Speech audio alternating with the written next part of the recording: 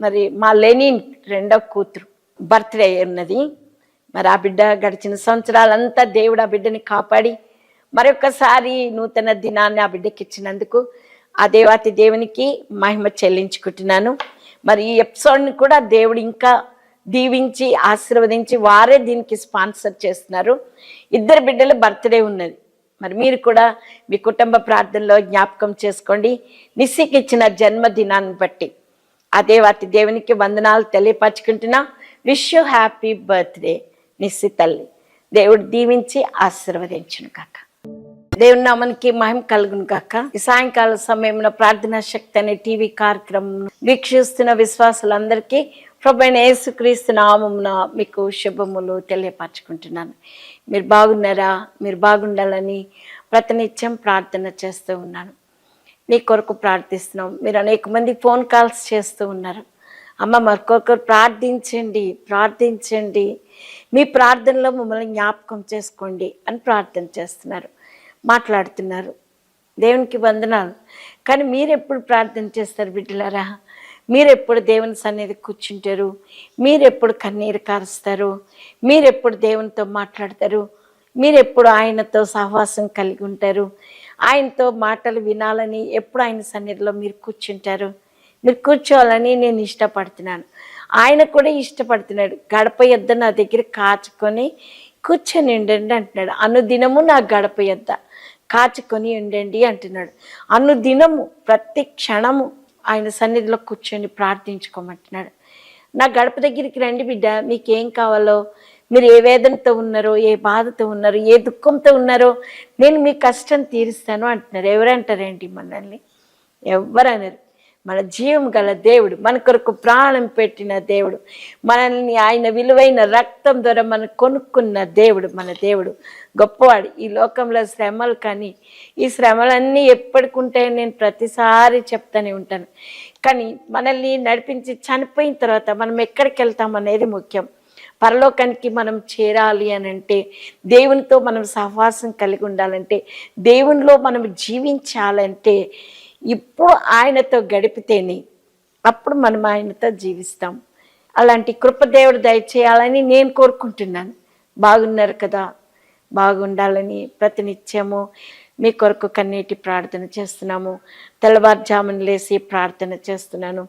తప్పకుండా బిడ్డలకు ఆరోగ్యం దయచేయండి. శ్రమలో ఉన్నారు, బాధల్లో ఉన్నారు, ఇబ్బందుల్లో ఉన్నారు, వివాహం కాటలేదు, ఎన్నో శ్రమలు, గొడవలు, ప్రతి కుటుంబంలో ఎవరిని కదిపిన బాధ, వేదన, దుఃఖము.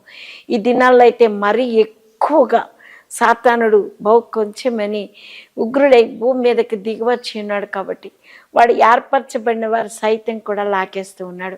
ఆ సాతాన్ని జయించాలంటే మనం టీవీ దగ్గర, అక్కడ వాళ్ళ ఇంటికాడ, వీళ్ళ ఇంటికాడ మన కష్టాలు ఇరుగు పొరుగుపోయి చెప్పడం వల్ల ఏం ప్రయోజనం లేదు. ఆయన సన్నిధిలోకి వచ్చినప్పుడు, ఆయన మాట వింటున్నప్పుడు అప్పుడు మనకి ఆశీర్వాదాలు కలిగితే ప్రార్థించుకుందాం. దయగల తండ్రి, ప్రేమ కలిగిన ఆయన గొప్ప దేవుడు ప్రభువా, గడిచిన వారం అంతా మమ్మల్ని రెక్కల కిందన భద్రపరచారయ్యా. ఈ వారము మరొకసారి నీ వాక్యాన్ని ధ్యానించుకోవడానికి నాకు ఇచ్చిన ఈ తరుణాన్ని బట్టి నీకు వందనాలయ్యా. అనేక మంది గతించిపోయినారయ్యా, మమ్మల్ని అయితే బ్రతికుంచారయ్యా, నీకు వందనాలు. అనేక మంది హాస్పిటల్లో ఉన్నారు, బాధలో ఉన్నారు, దుఃఖంలో ఉన్నారు, ఇండ్లు లేక అప్పులు పాలైపోయి బిడ్డలు పెళ్లి చేయలేక ఒంటరి బ్రతుకుతో పోరాడుతూ ఉన్నారయ్యా. ఎన్నో సమస్యలయ్యా, ఒక్క సమస్య కాదయ్యా, మానవ జీవితానికి ఎన్నో సమస్యలు, ఎన్నో కష్టాలు ఉన్నాయ్యా. ప్రతి ఒక్క హృదయాన్ని మీరు మాట్లాడమని ప్రార్థిస్తున్నాం, తాకుమని ప్రార్థిస్తున్నాం ప్రభువా. నివాశ్చర్య కార్యాలు జరిగించే దేవుడు అయ్యా, అద్భుతాలు జరిగించే దేవుడు, నీ వంటి వారు ఎవ్వరు లేరయ్యా. కార్యం జరిగించమని ఈ సాయంకాల సమయం ఇదిగో నీ పాద సన్నిధికి వచ్చినాం బాబు. ఈ టీవీ కార్యక్రమం చూస్తున్న ప్రతి బిడ్డని దీవించండి అయ్యా. అయ్యా, యూట్యూబ్లో చూస్తున్న వారిని, రేడియో కార్యక్రమం వింటున్న వారిని అందరినీ దీవించండి అయ్యా, ఆశీర్వదించండి ప్రభా. మేమిచ్చే దీవెనలు కానీ నీవిచ్చే దీవెనలు గొప్ప అయ్యా. నీ పాద సన్నిధిలో కూర్చుంటే ఎన్నో మేలులయ్యా. శాంతి సమాధానం ఇస్తానన్నావు ప్రభా, కృప చూపుతానన్నావు, ఆశీర్వదిస్తానన్నావు. నాయన ఎన్నో మేలులు ఇస్తానంటున్నావు, మేము పొందుకోలేకపోతున్నామయ్యా. సాతానుడు మమ్మల్ని దూరపరుస్తున్నాడయ్యా. నీ నుండి బయటికి గెంటివేయాలని నీ సన్నిధిలో మేము కూర్చొనియకుండా, నీ పాటలు పాడకుండా, నిన్ను స్తుతించకుండా, ప్రభా నీ వాక్యం వినకుండా సాతానుడు ఎన్నో పన్నాగాలు పన్నుతున్నాడయ్యా. సాతాను శక్తుల్ని బంధించమని ప్రార్థిస్తున్నాం. ఆయన గొప్ప దేవుడు ప్రభా, సహాయం చేయగలవాడు నీ ఒక్కడివే. నీ పాదాల దగ్గర కూర్చుంటే మాతో మాట్లాడుతావయ్యా, మా అవసరాతలు తీరుస్తావయ్యా, మా కన్నీటిని తుడుస్తావయ్యా. అయ్యా మా బాధల నుంచి విడుదల కలుగ చేస్తావయ్యా, మా అప్పుల బాధల నుంచి విడుదల కలుగ చేస్తావయ్యా. వివాహం కాలేని వారికి వివాహం జరిగిస్తారయ్యా. ఈ టీవీ దగ్గర ఏ వేదనతో కూర్చున్నారు నాకు తెలియదు, కానీ వేదనలు తీర్చే దేవుడవు, స్వస్థపరిచే దేవుడవు, అద్భుతాలు జరిగించే దేవుడవు. నీ వంటి వారికి ఎవ్వరు లేరయ్యా. మీరు కనికరించి కృప చూపి ప్రభువా నాతో మాట్లాడండి అయ్యా. నీ సిలువ చాటుకు నన్ను మరుగుపరచండి అయ్యా. పరిశుద్ధాత్మ తండ్రి, పరిశుద్ధాత్మ కార్యాలు జరిగించమని ప్రార్థిస్తున్నాం ప్రభు. నీకు వందనాలు తండ్రి, వందనాలు. ఇక్కడ కూర్చున్న వారిని కూడా బలపరచండి బాబు, దీవించి ఆశీర్వదించు. యేసు పరిశుద్ధ నామమును బట్టి అడుగుచున్నాను తండ్రి. ఆమేన్, ఆమేన్. దేవుడు మిమ్మల్ని మీ కుటుంబాలను దీవించి ఆశీర్వదించును కాక. ఈ దినాన్ని వాక్యాన్ని చెప్పాలని ఇష్టపడుతున్నాను. కూడా ఈ లోకంలో ఉన్నప్పుడు కూడా పెందల కన్నే లేచి ప్రార్థించేవాడు, కొండకి వెళ్ళి ప్రార్థించేవాడు, రోదనతో కన్నీళ్లతో ఆయన ప్రార్థనలు చేసినట్లు మనం చూస్తూ ఉన్నాం. మనము తప్పకుండా ప్రార్థన చేయాలని ఆయన ఇష్టపడుతూ ఉన్నాడు. మనం ప్రార్థిస్తున్నామా? మనం ప్రార్థన చేయకపోతే ఏం ప్రయోజనము? అందుకంటున్నాడు సాతానుడు ఎల్లప్పుడూ మన కుటుంబాలను విచ్ఛిన్నం చేయడానికే ప్రయత్నం చేస్తూ ఉంటాడు. మనం చూస్తూ ఉన్నాము. ఆదాము అవ్వ విషయంలో కూడా అంతే. అవ్వ దగ్గరికి వెళ్ళి ఇది నిజమా అని అన్నాడు. నిజమా? దేవుడు చెప్పిందంత అబద్ధం, నేను చెప్పిందంత కరెక్ట్ అన్నట్టు మాట్లాడాడు. వారి కుటుంబాన్ని విచ్ఛిన్నమైపోయింది. అలాంటి సమయంలో దేవుడు ఆయనను మనల్ని దగ్గరికి పిలుచుకొని ఆయన ద్వారా ఆయన మరొకరికి మరణించి ఆయన రక్తాన్ని ఇచ్చి మనల్ని విలువ పెట్టి కొనుక్కొని ఆయన బిడ్డలుగా జీవించాలని, ఆయనతో ఉండాలని, ఆయనతో నివాసం చేయాలని, ఈ లోకంలో ఉన్నంత కాలమే కాకుండా మనం కన్ను మూసినా కన్ను తెరిసిన పరలోకానికి వెళ్ళాలని ఆయన ఇష్టపడుతున్నాడు. సాతానుడు అట్లా కాదు. మనకి ఏదైనా కష్టం కలిగిందనుకోండి, వాడు ఎంతో సంతోషపడుతూ ఉంటాడు. ఎందుకంటే మనం దేవుని ప్రార్థన చేయం కదా. కష్టం వచ్చిందనుకోండి, ఆ కష్టం వచ్చినంతసేపే దేవుడా దేవుడా దేవుడా దేవుడా అంటాం.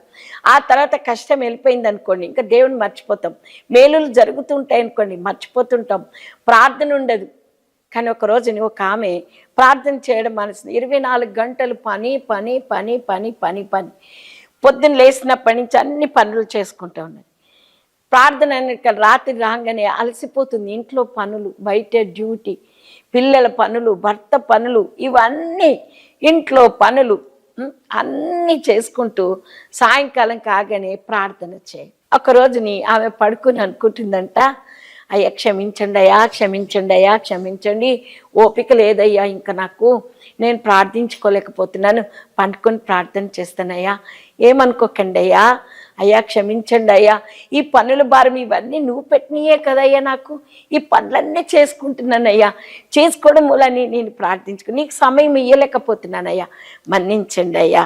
అనుదినము నా గడపేద్ద కూర్చోమన్నావు కానీ కూర్చోలేకపోతున్నాను, ఎందుకంటే ఈ సమస్యలన్నీ ఉన్నాయా. బిడ్డల సమస్య, భర్త సమస్య, అత్తమామల సమస్య, ఆడబిడ్డల సమస్య, ఉద్యోగం సమస్య, ఇంట్లో వంట సమస్య, ప్రతి సమస్య ఉన్నదయ్యా నాకు అని దేవునితో మాట్లాడుకుంటుందంట. పండుకుంటానయ్యా కొంచెం మలిసిపోతున్నానని ప్రార్థన స్టార్ట్ చేసిందంట. ప్రార్థన స్టార్ట్ చేసి అట్లనే నిద్రపోయిందంట. అప్పుడు ప్రభు అడుగుతున్నాడంట, నువ్వు మళ్ళీ పొద్దున్నే లేవాలి కదా, నీకు ప్రార్థన చేయడానికే నీకు సమయం లేదా బిడ్డ, నువ్వు అలసిపోతున్నావా, అయితే విశ్రాంతి తీసుకో, ఇంకెప్పటికీ విశ్రాంతి తీసుకో అన్నాడట. చూసారా నా ప్రియ బిడ్డ, ఇక అంతే. ఏం చేస్తుంది, ఎక్కడికి వెళ్ళిందంటే చనిపోయిన తర్వాత మనం ఒకసారి ఆలోచన చేద్దాం. మనం చనిపోయిన తర్వాత మనం ఎక్కడికి వెళ్తాం? ఆలోచన చేసావు ఎప్పుడైనా? మనం ప్రభుత్వం ఉంటేనే, ప్రభువులో జీవిస్తేనే, ప్రభుత్వ సహవాసం కలిగి ఉంటేనే మనం ప్రభు దగ్గరికి వెళ్ళిపోతాం. ఈ లోకాన్ని విడిచిపెట్టేసినా కూడా ప్రభుతో నేను ఆనందంగా ఉంటాను అని అనుకుంటా. అవిశ్వాసం ఉందా నీకు? ఆ విశ్వాసం లేకపోతే ఈరోజు ఇంకా నేను బ్రతకనిచ్చాడు. ఈరోజు ఈ టీవీ దగ్గర కూర్చోపెట్టాడు. ఎందుకు కూర్చోపెట్టాడో తెలుసా? వాక్యం వినడానికి కొరకు, ఆయన మాటలు వినడానికి కొరకు. ఆయన నా కొరకు ఏం మాట్లాడతాడా, నేను ఆయన కొరకు ఎలా జీవించాలా ఈ లోకంలో మనకు తెలుసు. మనుషుల కొరకు ఎంత బాగా తయారవుతాం, ఎంత బాగా జీవిస్తాం. నా భర్తకు మంచిగా వంట చేసి పెట్టాలి, ఎందుకంటే ఆయన నన్ను బాగా మెచ్చుకోవాలి. నా బిడ్డలకు బాగా పెట్టాలి, వచ్చే వాళ్ళకి చుట్టాలకి వాళ్ళకి బాగా వంటలు నేను తయారు చేయాలని యూట్యూబ్లో బోల్డ్ వస్తున్నాయి. అవి చూసి తయారు చేస్తూ ఉంటాను. మరి ప్రభు కొరకు ఏం పట్టుకుని వెళ్తావు? ఈలోక మనుషుల్ని సంతోష పెట్టాలని చూస్తున్నావు, కానీ పరలోక తండ్రిని ఎప్పుడు సంతోష పెడతావు? నువ్వు సంతోషపడేదే కాదు, నువ్వు, నీ భర్త, నీ బిడ్డలు అందరికీ కలిసి ప్రభువుని సంతోష పెట్టాలి. అప్పుడు అది ఆనందంగా ఉంటుంది. అందుకే అంటున్నాడు ఆయన, అంటున్నాడు నేను లోకానికి వెలుగును, మీరును అలాగనే వెలుగయ్యుండు అంటున్నాడు. ఆ మాటలు నడుచుకోవాలని మత్తయి సువార్త 8వ అధ్యాయం 24-27 మాటలు అంటున్నాడు. యేసయ్య అంటున్నాడు, ఈ నా మాటలు విని వాటి ప్రకారం నడుచుకున్నవాడు బండ మీద తన ఇల్లు కట్టుకున్న బుద్ధిమంతునితో సమానం. బండ మీద కట్టుకున్న బుద్ధి. ఈ నా మాటలు విని ఆయన ఏమైతే చెప్పాడో ఈ లోకంలో మనకి ఏది చేయమన్నాడు, మెలకువగా ఉండమన్నాడు, ప్రార్థన చేయమన్నాడు, అపవాదిని ఎదిరించండి అన్నాడు, వాడు మీ యొద్ద నుండి పారిపోతానన్నాడు, నా చెప్పిన మాటలు మీరు వినండి అన్నాడు ఆయన. అవన్నీ ఏవైతే ఉన్నాయో నడుచుకునివాడు, వాటి ప్రకారం నడుచుకునివాడు బండ మీద తన ఇల్లు కట్టుకొని బుద్ధిమంతునితో సమానుడు. గాలి వీచెను, వరదలు వచ్చెను, తుఫాను ఆ ఇంటిని కొట్టెను, కానీ ఆ ఇల్లు పడలేదన్నాడు. హల్లెలూయా. గాలి వస్తుంది, తుఫాను వస్తుంది, తుఫాను రాదా? గాలి రాదా? ఓ సాతానుడు చెలరేగిస్తూ ఉంటాడు ఇంట్లో, పిల్లల ద్వారానో, భర్త ద్వారానో, ఇరుగు పొరుగు వారి ద్వారానో, అత్తమామల ద్వారానో, నీ ఉద్యోగం ద్వారానో ఓ గాలి తుఫాను ఇంట్లో రేగిపోతూ ఉంటుంది. రేగిపోతున్నప్పుడు నువ్వు కదలకుండా ఉంటావు. ఎందుకు కదలకుండా ఉంటావు అంటే ఆయన మాటలు విన్నావు కాబట్టి, వాటి ప్రకారం నడుచుకుంటున్నావు కాబట్టి, నీ ఇల్లును బండ మీద కట్టినావు కాబట్టి పడిపోకుండా ఉంటుంది. హల్లెలూయా. కానీ ఆ ఇల్లు పడలేదు అన్నాడు. ఇసుక మీద తన ఇల్లు కట్టెను బుద్ధిహీనుడు. కాబట్టి బుద్ధిహీనుడు ఇసుక మీద కట్టాడంట. వరదలు వచ్చినాయి, వాన వచ్చినాయి, తుఫాను వచ్చినాయి, మనకు తెలిసి మనం అనేక దిక్కులు మనం చూస్తూ ఉన్నాం. నీళ్ళమయమైపోతున్నాయి, నీళ్ళమట్టమైపోతున్నది, నేలమట్టమైపోతున్నది. అవన్నీ ఎట్లంటే బుద్ధిహీనుడు మన ఇల్లు, మన కుటుంబం ఎట్లా కట్టుకోవాలి? ఈ తరంలో చూడగా నువ్వే నీతిమంతుడిగా కనపడ్డావు కాబట్టి ఓడను తయారు చేసుకోమన్నాడు, ఓడను సిద్ధం చేసుకోమన్నాడు, ఇల్లు కట్టుకోమన్నాడు. నువ్వు, నీ కుటుంబం అందరూ అందులో ఉండాలని ఆయన ఇష్టపడుతున్నాడు. నువ్వే మితిగా ఉన్నావు. అందుకే అంటున్నాడు, మన పిల్లల్ని పెంచడానికి దినాల్లో అయితే ఎంతమందిని చూస్తున్నాం, ఎన్ని ఫోన్ కాల్స్, బయట కూడా ఎంతమంది చిన్న చిన్న పిల్లల్ని చెప్పేస్తున్నారు, చిన్న చిన్న పిల్లల్ని తీసుకుపోయి చంపేస్తున్నారు. ఆడపిల్లలకైతే అసలు విలువే లేకుండా చేసి పడేస్తున్నారు. మన ఇల్లు ఎలా కట్టుకుంటున్నాం? మన పిల్లలకి, చిన్న పిల్లలకి ఫోన్ ఇస్తే ఎంత కామ్గా ఉంటుంది. ఫోన్ ఇవ్వకపోతే కేకలు, బొబ్బలు. ఎందుకంటే నువ్వు చూస్తావు, నీ పిల్లలకి ఇస్తున్నావు. ఎందుకంటే నీ పనుల కొరకు ఆటంకపరచకుండా ఉండాలి. ఫోన్ ఇచ్చినా, మన తల్లిదండ్రులు మనకు ఫోన్ ఇచ్చారమ్మా, ఇవ్వలేదే. మన తల్లిదండ్రులు మనల్ని ఎంత భయంలో పెంచారు. మా తల్లి అయితే చాలా భయంలో పెంచింది మమ్మల్ని. ఆదివారం కాగానే పొద్దున్నే 8 గంటలకల్లా వెళ్ళిపోవాలి చర్చికి. ఎవరు బాగున్నా బాగాలేకున్నా ఆ రిక్షాల్లో తీసుకుని పోయి పొద్దున్న ఆయన సన్నిధిలో కూర్చోపెట్టేసింది. జ్వరం వచ్చినా, బాధ వచ్చినా నా తల్లి అలాగా పెంచడం వలని ఈరోజు మేము ఈ రీతిగా ఉండి మీకు వాక్యం చెప్తున్నాం. మా తల్లిదండ్రులు మేము జ్ఞాపకం చేసుకుంటున్నాం. నీ పిల్లలు జ్ఞాపకం చేసుకుంటున్నారా? మీ తల్లిదండ్రులని ఎంత క్రమశిక్షణలో మిమ్మల్ని పెంచారు? మీ బిడ్డల్ని పెంచుతున్నారా? బిడ్డ వాళ్ళు ఏదడిగితే అది ఇచ్చేస్తున్నారు. ఇయ్యకండి. అందుకే అంటున్నాడు, బండ మీద కట్టుకోమంటున్నాడు, ఇల్లుని కట్టుకొని బుద్ధిమంతులు అంటున్నాడు. పిల్లల కొరకు ప్రార్థన చేయాలి. మరి ప్రార్థన సాయంకాలం, రాత్రి ప్రార్థన చేస్తున్నావా? నీ బిడ్డల కొరకు భార్యాభర్తలు ఇద్దరు కూర్చుని దేవుని సన్నిధిలో మోకరించి, అయ్యా మాకు చేత కదయ్యా, ఇదిగోనయ్యా నీ చేతులకు అప్పగించుకుంటున్నాం అయ్యా, నువ్వు పోషించయ్యా, నువ్వు నడిపించయ్యా, నువ్వు జ్ఞానమే అయ్యా. పెద్ద పెద్ద స్కూల్లో జాయిన్ చేస్తున్నారు, పెద్ద పెద్ద కాలేజీల్లో జాయిన్ చేస్తున్నారు. అక్కడ మంచి ర్యాంక్ రావాలి, మంచి ఉద్యోగాలు కావాలని ఆశపడుతున్నావు. కానీ ప్రభు కొరకు నీ బిడ్డల్ని ఏ రీతిగా పెంచుతున్నావు నా ప్రియ బిడ్డ? అందుకే అంటున్నాడు, మరి ఎట్లా ఉన్నాము? యేసయ్యకే ప్రార్థనలో ఉన్నాడే, ఆయనకే అంత ప్రార్థన అవసరతలైతే మనకి ఇంకా ఎక్కువ ప్రార్థన అవసరత కదా. అందుకే నాడు విలాప వాక్యాలు 2వ అధ్యాయం 19, నువ్వు లేచి రేయి మొదటి జామున మొర్రపెట్టుము, నీళ్లు కుమ్మరించినట్లు ప్రభు సన్నిధిని నీ హృదయమును కుమ్మరించుము, నీ పసిపిల్లల ప్రాణము కొరకు నీ చేతిలో ఆయన తట్టెత్తు. ఎవరి వైపుకి ఎత్తుతున్నావు? నీకేమన్నా కష్టం వచ్చిందనుకో, నీ బిడ్డలు ఏదన్నా బాధ పెడుతున్నారనుకో, ఇరుగు దగ్గరికి పోయి, పొరుగు వారి దగ్గరికి పోయి, అక్కడికి పోయి, ఇక్కడికి పోయి నోరు కొట్టుకుంటున్నావు. ఆయన అంటున్నాడు, నీవు లేచి రేయి మొదటి జామున లేస్తున్నావన్నా ప్రియబిడ్డ. నేను చెప్పానే, అలసిపోతాం, పొద్దున్నే లేవడానికి ఓపిక రాదు, కానీ నేను లేస్తాను తప్పకుండా. 4 గంటలకు లేస్తాను, 3 గంటలకు లేస్తాను, ప్రార్థనలో ఉంటాను. ఎందుకంటే నా బిడ్డలు కంచేయాలి. యోబు కంచె వేసుకున్నాడు బిడ్డ, అయినా సాతానుడు వచ్చి నాశనం చేసింది. ఎందుకు నాశనం చేసింది? దేవుని దగ్గర పర్మిషన్ తీసుకుని వచ్చింది. లేకపోతే అంతవరకు ఏం చేయలేకపోయింది. నువ్వు ఆయన చుట్టూ కంచె వేసావు కదా అన్నది. ఆ కంచె నువ్వు కూడా వేయాలి.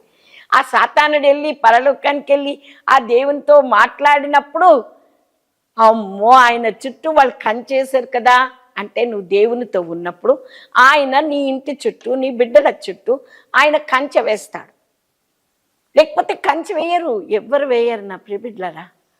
భయంకరమైన, ఎక్కడికి వెళ్ళండి, పోలీస్ స్టేషన్లో చూడండి, ఎక్కడ చూడండి, డ్రగ్స్ డ్రగ్స్ డ్రగ్స్. భయంకరమైన పరిస్థితుల్లో పిల్లలు ఎడిక్ట్ అయిపోతున్నారు. తల్లి, నువ్వేం చేస్తున్నావు? నీ కుమారుడు ఎక్కడ తిరుగుతున్నాడు, నీ బిడ్డ ఎక్కడ తిరుగుతున్నది, ఎప్పుడైనా ఆలోచన చేసావా? మాట వింటలేదండి అంటున్నారే, కానీ మాట ఎందుకు వినడమ్మా? దేవుని సన్నిధిలో నువ్వు ఉండి, నా బిడ్డల్ని నీ సన్నిధిలో పెడుతున్నానయ్యా, నా బిడ్డల కొరకు నేను ప్రార్థిస్తున్నానయ్యా, నా బిడ్డల్ని మార్చయ్యా, నా బిడ్డల జీవితాన్ని మీరు కట్టండి అయ్యా, నా బిడ్డల భవిష్యత్తు మీ చేతుల్లో పెడుతున్నానయ్యా అని ప్రార్థించావా తల్లి? ఉపవాసం ఉన్నవా? కన్నీరు కార్చినవా? అందుకంటున్నాడు, నీవు లేచి రేయి మొదటి జామున మొరపెట్టుము, నీళ్లు కుమ్మరించినట్లు ప్రభు సన్నిధి నీ హృదయమును కుమ్మరించము, నీ పసిపిల్లల ప్రాణము కొరకు నీ చేతులు ఆయన తట్టు చేయాలి. మన పిల్లలు పసిపిల్లలే, ఎంత గొప్పలైనా కూడా మన పిల్లలే. ఆయన వైపుకి చేతులు ఎత్తునవా? ఇక్కడి నుంచి అయినా చేతులు ఎత్తకపోతే ఎత్తునా ప్రబిడ్డ. తెల్లవారుజామున లేవు, ప్రార్థన చేయి, ఏడువు, కన్నీరు కార్చు, దేవుని సన్నిధిలో కన్నీరు కార్చు. నాకు ఈ బాధ అయిపోతుందని పక్కింటికి పోయి ఎవరెవరికో పోయి ఫోన్లు చేసి అవి చెప్పే కన్నా దేవుని సన్నిధిలో కూర్చొని నువ్వు ప్రార్థన చేయి. నీ మొర తప్పకుండా ఆయన వింటాడు. ఆయన వినే దేవుడు, మొరను చూచే దేవుడు.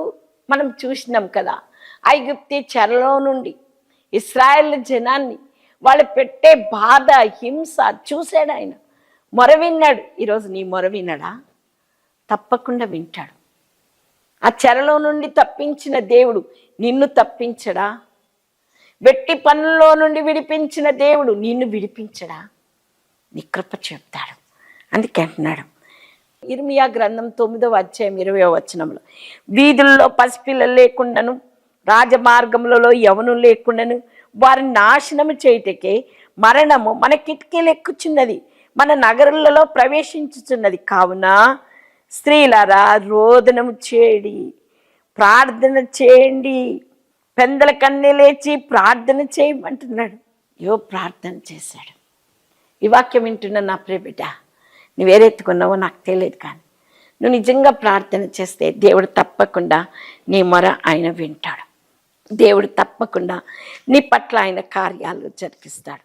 అనుకుంటాం, జరిగించాడండి, దేవుడు ఏం చేస్తున్నాడండి, నేను ఎంతో ప్రార్థన చేస్తున్నానండి, ఎంతో ఉపవాసం ఉంటున్నానండి, అయినా కూడా దేవుడు నా పట్ల కార్యం జరిగిస్తలేడండి అని అయిపోతున్నావు. కానీ ఆయన అంటున్నాడు ప్రార్థన చేయమంటున్నాడు.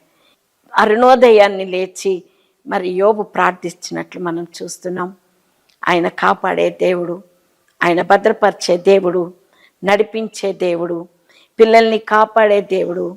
మరి అలాంటి గొప్ప దేవుడు అంటున్నాడు, పక్షుల కంటే బహుశ్రేష్ఠులు కారా మీరు అంటున్నాడు. మనం శ్రేష్ఠులమని ఆయనకు తెలుసు. అందుకన్నాడు మత్తయి సువార్త 11:28 ప్రయాసపడి భారం మోసుకొంచున్న సమస్త జనులారా నా యొద్దకు రండి, నేను మీకు విశ్రాంతి కలుగు చేస్తున్నాడు. ప్రయాసపడి భారం మోసుకుంటున్న సమస్త జనులారా, భారము భారము భారము భారము భారము ప్రతిదీ భారమే. ఆయన అంటున్నాడు, నీ భారం నా పైనే అమ్మ, నువ్వెందుకు మోస్తున్నావు? నేను మోస్తానంటున్నా కదా, నీకు విశ్రాంతిని ఇస్తానంటున్నాను కదా. ఆయన అంటున్నాడు, నెమ్మది కలుగ చేస్తానంటున్నాడు కదా. మన బాధ, దుఃఖము, విచారాలు అన్నీ ఆయనకు తెలుసు.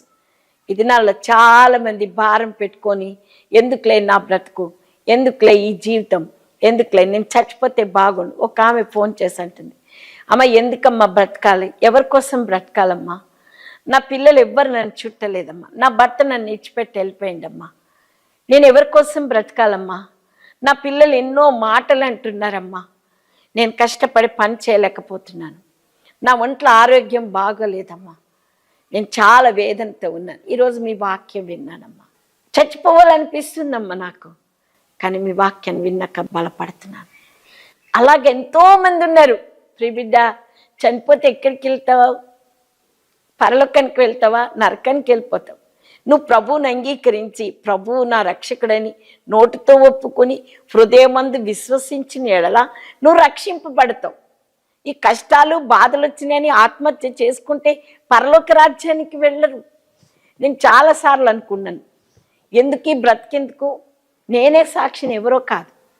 ఎన్నో కష్టాలు, శ్రమలు, బాధలు, ఒకటెనకొకటి. ఇది కొంచెం నెమ్మది ఉన్నదంటారు కల్లా మళ్ళీ ఇంకో కష్టం, ఇంకొక బాధ. అయ్యో ఈ పెద్ద బాధ నుంచి విడిపించినావు అంటే ఇంకా పెద్ద బాధ. అప్పుడు అనుకునేదాన్ని, చచ్చిపోతే బాగుండు అని. చచ్చిపోయి ఏం సాధిస్తాము? మనం ఏం సాధించలేదు. కష్టాలు వచ్చినా ఆయన అంటున్నాడు, ఈ లోకంలో మీకు శ్రమ, అయిన ధైర్యం తెచ్చుకోండి, నేను లోకాన్ని జయించి ఉన్నానన్నాడు. ధైర్యం తెచ్చుకో బిడ్డ, చచ్చిపోతానని అనొద్దు, వ్యాకులు పడిపోవద్దు. ఆయన అన్నాడు, సమస్త భారం నా మీద వేయమంటున్నాడు. కీర్తనల గ్రంథం 55:22 నీ భారం ఎక్కువ మీద మోపము, ఆయనే నిన్ను ఆదుకొనును. పేతురు రాసిన మొదటి పత్రిక 5:7 ఆయన మిమ్మల్ని గురించి చింతించుచున్నాడు గనుక మీ చింత యావత్తు ఆయన మీద ఏడి, నీ దుఃఖము, నీ భారం అంతా. మరి ఆయన అంటున్నాడు, కుటుంబంలో తండ్రి లేని వారికి తండ్రిగా ఉంటానంటున్నాడు, తల్లి లేని వారికి తల్లిగా ఉంటానంటున్నాడు, భర్తగా లేని వారికి భర్తగా ఉంటానంటున్నాడు. ఎంత మంచి వాక్యాలు, ఎంత ధైర్యం చెప్తున్నాడు ఆయన. అయినా కూడా వాక్యం విన్నంతసేపు చాలా ధైర్యంగా ఉంటాం, కానీ మళ్ళీ అదే బాధ. వాక్యం అయిపోగానే మళ్ళీ సాతాను నడుస్తాడు, ఇది నిజమా, ఆమె చెప్పింది నిజమా, ఇది అంత అబద్ధం, ఉత్తుత్తే చెప్పారు, కానీ నీకు శ్రమ ఉంది, బాధ ఉన్నది, నువ్వు చచ్చిపో, ఎందుకులే నీ పని, ఇంకా అయిపోవు అంటూ ఉంటాను. కానీ నా ప్రియబిడ్డ అట్లా భయపడద్దు. ఆయన అంటున్నాడు, అపవాదిని ఎదిరించండి, గర్జించు సింహం వలె ఎవరిని మృంగుదునా అని తిరుగులాడుతున్నాడు కాబట్టి అపవాదిని ఎదిరించండి, వాడు మీ వద్ద నుండి పారిపోతాడు అంటున్నాడు. పారిపోయేటట్లు చేసినావా? నువ్వే భయపడిపోతావు, ఇంకేం ఎదిరిస్తావు అపవాదిని?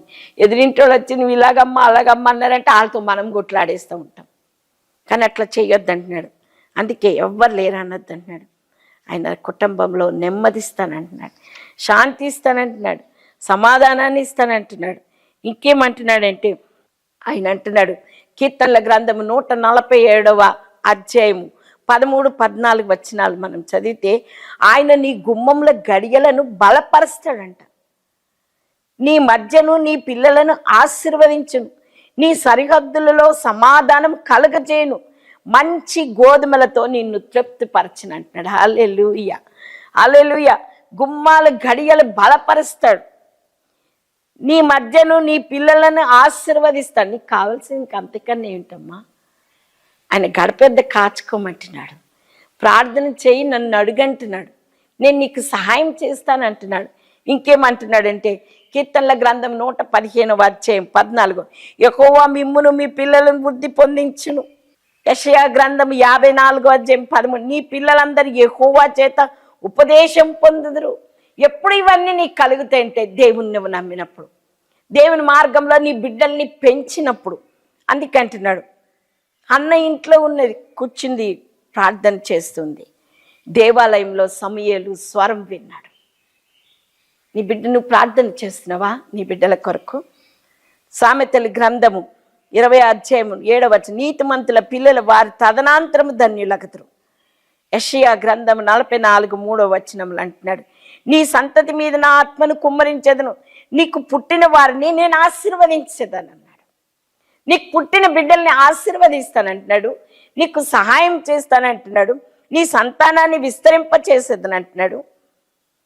దేవుని సన్నిధిలో నిత్యం ప్రార్థన చేయాలంటున్నాడు. పిల్లలు అంటున్నాడు, ప్రభువునందు మీ తల్లిదండ్రులకు విధేయులై ఉండడి, నీ పిల్లలకు కోపం రేక ప్రభు యొక్క శిక్షలోను బోధలోను వారిని పెంచండి అంటున్నాడు. శిక్షలో పెంచుతున్నావా? బోధలో పెంచుతున్నావా? పెంచకపోతే ఏం ప్రయోజనం? ఈ వాక్యం వింటున్నా నా ప్రియ బిడ్డ, నువ్వేరెత్తిగా ఉన్నావో నాకు తెలియదు. ఉపవాసం చేస్తున్నావా? కన్నీరు కారుస్తున్నావా? పెందల కడలేస్తున్నావా? నీ బిడ్డలందరినీ దేవుని మార్గంలో నడిపిస్తున్నావా? నువ్వు నడిచి నీ బిడ్డలందరినీ నువ్వు నడిపించినప్పుడు దేవుడు నీ కుటుంబాన్ని ఆశీర్వదిస్తాడు. అందుకంటాడు యెహోవా 115వ కీర్తన 14 అంటున్నాడు, యెహోవా మిమ్మును మీ పిల్లలను వృద్ధి పొందించును. హల్లెలూయా, హల్లెలూయా. దేవుడు తప్పకుండా నీ కుటుంబాన్ని వృద్ధి పొందించాలని దేవుడు ఇష్టపడుతున్నాడు. దేవుడి వాక్యం దీవించి ఆశీర్వదించును కాక. ప్రార్థన చేసుకుందాం. దయగల తండ్రి, ప్రేమ కలిగిన ఆయన, గొప్ప దేవుడు ప్రభువా, సహాయం చేయవాడు నీవు నాయన. మా బిడ్డల కొరకు మేము కన్నీరు కార్చమంటున్నాం, మా బిడ్డల కొరకు మేము రోధిస్తున్నామయ్యా. కానీ సాతానుడు మా బిడ్డల్ని ఎత్తుకొని పోతున్నాడయ్యా. ఎత్తుకొని పోకుండా మీరు ఖాయమని ప్రార్థిస్తున్నాము నాయన. మా బిడ్డల చుట్టూ మీ రక్త కంచెను వేయమని ప్రార్థిస్తున్నాం. దుష్టుడు దుర్మార్గుడు ఎలాంటి హాని చేయకుండా మీ బంధించమని ప్రార్థిస్తున్నాము నాయన. ఏ వేదనతో ఈ టీవీ దగ్గర కూర్చొని ఏడుస్తుందో బిడ్డల కొరకు, భర్త కొరకు, కుటుంబం కొరకు ఏడుస్తుందో నువ్వు చూస్తున్న దేవుడు అయ్యా, కనికరించమని ప్రార్థిస్తున్నాం. నువ్వు కన్నీరుని తుడిచే దేవుడు ప్రభా, మా కన్నీరు నాట్యంగా మార్చే దేవుడు నీవు తప్ప మాకు లోకంలో ఎవరున్నారయ్యా? నీవే మమ్మల్ని ఆదరించేవాడవు, మమ్మల్ని నడిపించేవాడు, మమ్మల్ని స్వస్థపరిచేవాడు, మా బిడ్డల్ని అభివృద్ధి పరిచేవాడు నీవు నాయన. నీ పాదాల దగ్గరికి చేరినాం బాబు, దీవించి ఆశీర్వదించమని. ఏ వేదనతో, ఏ బాధతో, ఏ దుఃఖంతో టీవీ దగ్గరికి కూర్చున్నారు వారందరినీ జ్ఞాపకం చేసుకోమని ఏ సతి పరిశుద్ధ నామమును బట్టి అడుగుచున్నాను తండ్రి. ఆమేన్, ఆమేన్. దేవుడు మిమ్మల్ని మీ కుటుంబాన్ని దీవించి ఆశీర్వదించును గాక. ఈరోజు మరి మా లెనిన్ 2వ కూతురు బర్త్డే ఉన్నది. మరి ఆ బిడ్డ గడిచిన సంవత్సరాలంతా దేవుడు ఆ బిడ్డని కాపాడి మరొకసారి నూతన దినాన్ని ఆ బిడ్డకి ఇచ్చినందుకు ఆ దేవాతి దేవునికి మహిమ చెల్లించుకుంటున్నాను. మరి ఈ ఎపిసోడ్ని కూడా దేవుడు ఇంకా దీవించి ఆశీర్వదించి వారే దీనికి స్పాన్సర్ చేస్తున్నారు. 2 బిడ్డల బర్త్డే ఉన్నది. మరి మీరు కూడా మీ కుటుంబ ప్రార్థనలో జ్ఞాపకం చేసుకోండి. నిస్సికి ఇచ్చిన జన్మదినాన్ని బట్టి ఆ దేవాతి దేవునికి వందనాలు తెలియపరచుకుంటున్నా. Wish you happy birthday Nissi తల్లి. దేవుడు దీవించి ఆశీర్వదించును కాక.